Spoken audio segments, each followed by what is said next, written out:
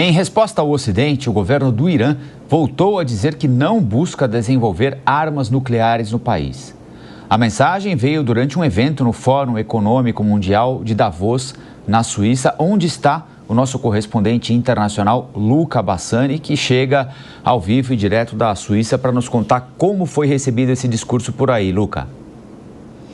Pois é, Rafael. O vice-presidente de assuntos estratégicos da República Islâmica do Irã, Mohammad Zarif, disse que o Irã não tem o intuito de construir armas nucleares. Ele disse que é importante refazer os laços com o Ocidente e está disposto a um diálogo com Donald Trump. Este discurso de tom conciliatório, ele vem após a primeira passagem de Donald Trump, onde muitas relações pouco amigáveis, se assim podemos colocar, entre Irã e Estados Unidos aconteceram no âmbito da geopolítica mundial.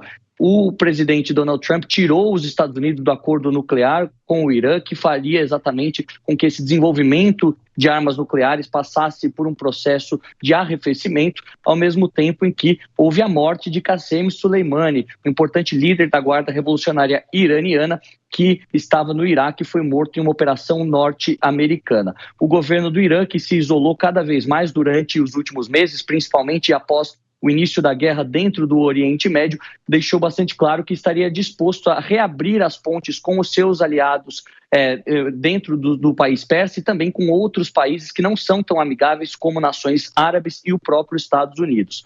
Há, todavia, um grande entrave nesta questão que envolve a Agência Internacional de Energia Atômica, que acusa o Irã de estar enriquecendo o urânio acima dos níveis permitidos para conseguir apenas energia e, portanto, provaria que o país poderia estar desenvolvendo a sua própria arma atômica, sua própria arma nuclear, o que é uma grande preocupação para todos os países do Oriente Médio e também pelos Estados Unidos. Nós, como sempre, continuaremos acompanhando essas declarações e como se desenrolará o contexto geopolítico neste segundo governo de Donald Trump. Luca, me diga uma coisa, quem também está aí pela Suíça é o ex-presidente da República, Michel Temer, que falou sobre a volta de Donald Trump ao poder. Eles foram presidentes ao mesmo tempo, né? Durante um período, Trump nos Estados Unidos, Temer no Brasil. O que é que ele disse? Exatamente. Inclusive, o ex-presidente Michel Temer, na ocasião da Assembleia Geral das Nações Unidas em 2017, encontrou o presidente Donald Trump em seu primeiro mandato e disse que teve boas relações e que agora, apesar da diferença ideológica, as questões institucionais devem se manter, já que são nações amigas, nações com um longo histórico de boa diplomacia. Nós separamos um trecho da fala de Michel Temer, vamos acompanhar. Eu acho que muitas vezes, quando você está em funções, digamos assim, relevantes, por exemplo, dirigindo o país, você tem que ignorar certas falas, né? E ignorando certas falas, evidentemente respondê-las com muita delicadeza institucional.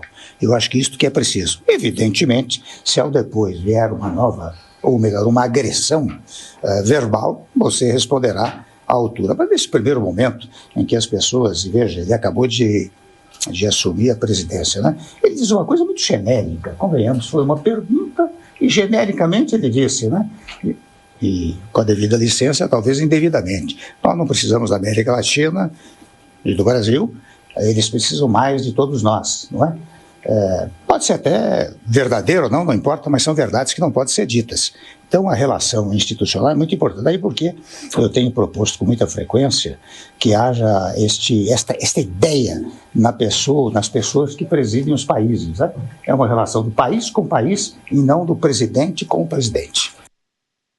E nós continuaremos aqui na Suíça de olho no Fórum Econômico Mundial que acontece em Davos, mas também no Brazilian Economic Forum que acontece em Zurique, com a participação de vários governadores de estado, o ex-governador João Dória e também outras autoridades importantes do judiciário, como o ministro Luiz Roberto Barroso e Gilmar Mendes. Ao longo da programação da Jovem Pan News voltaremos com falas importantes de cada uma dessas personalidades brasileiras e também análises a respeito do que se passa em Davos para o futuro econômico em 2025 em todo o mundo.